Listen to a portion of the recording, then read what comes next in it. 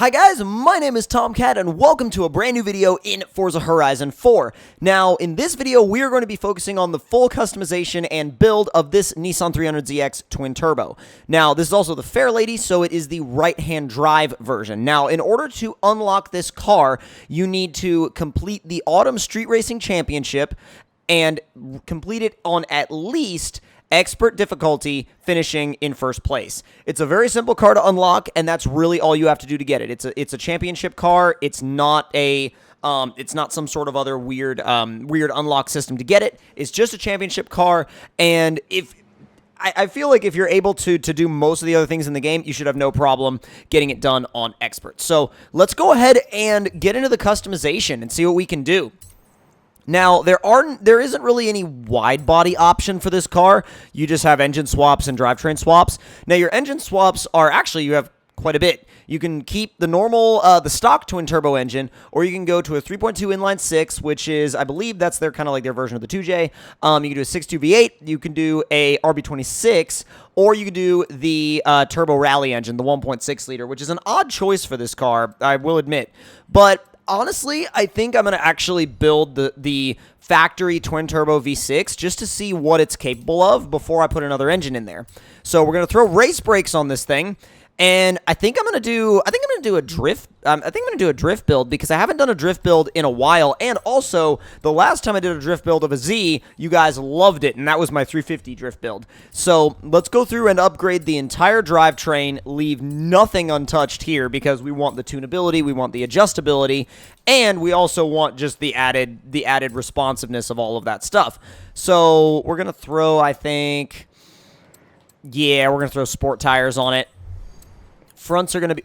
Oh my god! You can put a 305 under the front end of this car. Oh my god. That is ridiculous. That's a ton of grip. That is a ton of grip. You can run a 305 square.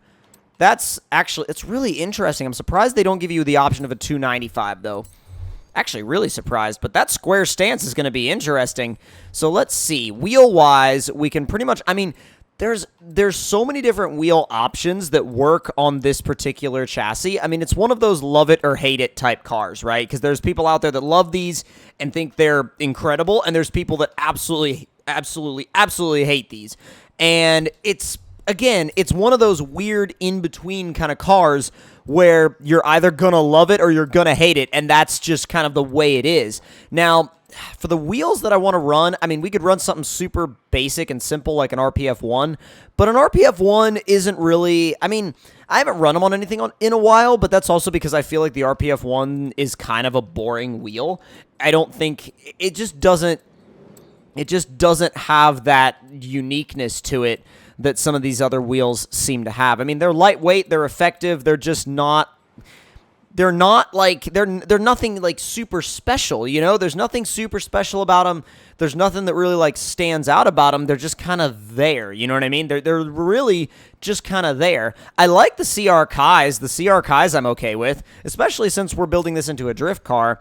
I'm not as concerned about having maximum weight savings. So I think 18s would look good. They look good without being too big. And spaced all the way out, they look just about right on the front and just about right on the rear. That is very low, by the way. Like, very, very low. So let's build the stock engine now and see how much we can get out of this stock platform. Because remember, we're dealing with a factory twin-turbo V6, so it's no slouch from the factory. So it should be able to put out at least some decent power. Let's see, we'll get the block done, we'll get the pistons and compression done, the race turbos will give us another 115 horsepower, that's pretty good, and then we'll get the oil and cooling done, and that leaves us with 603 horsepower and 537 foot-pounds of torque. Not like, it's not a through-the-roof, you know, mega crazy number, but it's not a horrible number either, and I think now seeing what we're able to, like the power figures that we're able to get out of it, I think I'm going to drop back to a 275 square instead of running that 305. I think the 305 would probably hold us back a little bit at that power level if we want to carry really high-speed slides and transfer at high speed and be able to actually break the car loose at high speed, just because, like I said, I feel like a tire that wide might start to might hurt us more than it would help us. So let's give it a little bit of a shorter gear ratio. We're not going to do anything crazy. I think I'm going to bump it up to a 373. And then a little bit more rear camber, just a tiny bit, and a little bit of toe out in the front, a little bit in the rear, just a tiny bit. And then sway bars in the back are getting stiffened. And springs in the back are getting stiffened as well. I'll get that done. And I'm going to stiffen the rebound a little, not too much. Just kind of stiffening the rear overall.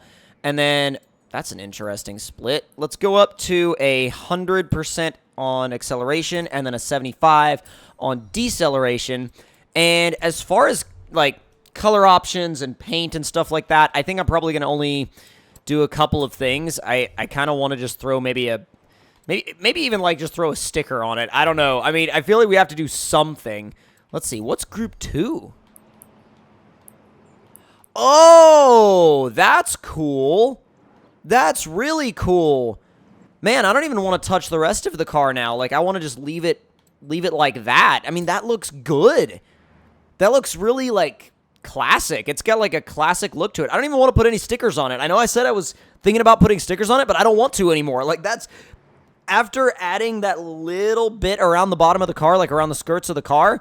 That I really like. I mean, it's got kind of like this 90s vibe going on, and that's what this car is literally like. That's the entire theme of this car is 90s. So hopefully we can somewhat stay true to that.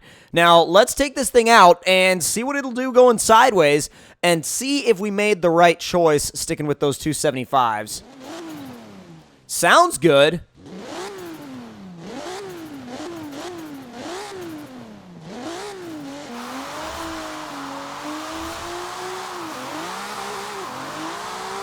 See, spins into third, spins fourth. Now, keep in mind, it is a little wet out, so we're gonna have to keep that in mind for this. But it's a little bit drier over here.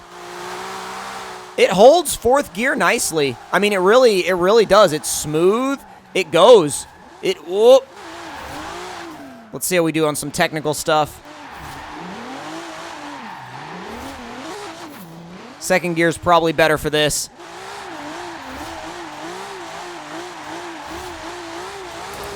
It works. I mean, it might not be, you know, the craziest drift car in the world, but it definitely works, and it's also not super overpowered. You definitely still have to work to drive it. You don't feel like you can do it on autopilot. Let's see what we can manage through here. This is definitely a speed-focused drift zone, so... Swing the thing back and forth. Whoa! Still kind of learning the feel of this car. It's not horrible. It's really not. There we go.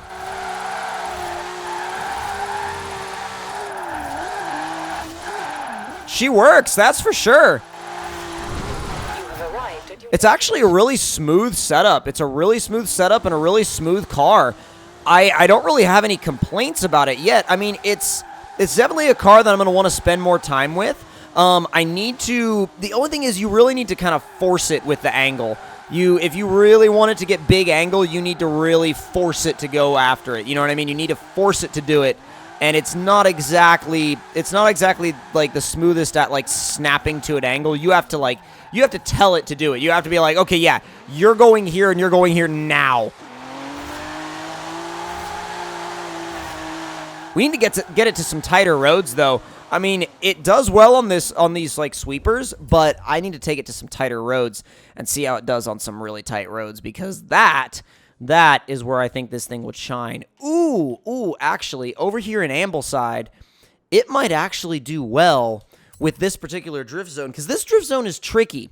It's not always, like, big horsepower doesn't always like destroy here at this drift zone, because you're dealing with lower speed stuff, and the higher horsepower cars do amazing at high speed, but the lower speed stuff, they just spin and they can't get any traction, and drifting is a balance between gripping and spinning. So let's see what we can do here. I'm thinking third gear entry.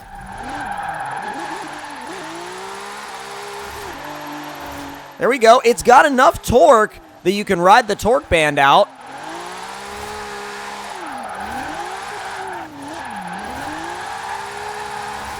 I don't think it's going to be breaking any records here, but I definitely think that with a little bit more practice on that particular drift zone with this car, I think it could put in some really good scores. I really do. I mean, it's not going to beat guys that are running like all-wheel drive converted Formula D Vipers or anything like that, but for a car that you want to, that you want to have some actual like realistic drifting fun in, I mean, this car definitely works for that.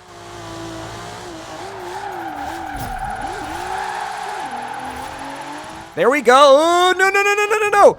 Yeah, I didn't really enter hard enough into the corner. I should have probably kept it in third and stayed on the rev limiter instead of going to fourth, because fourth gear kind of killed my run.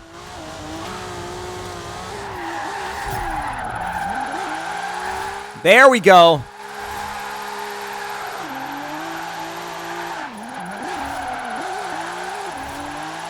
Oh, that was bad. That was horrible.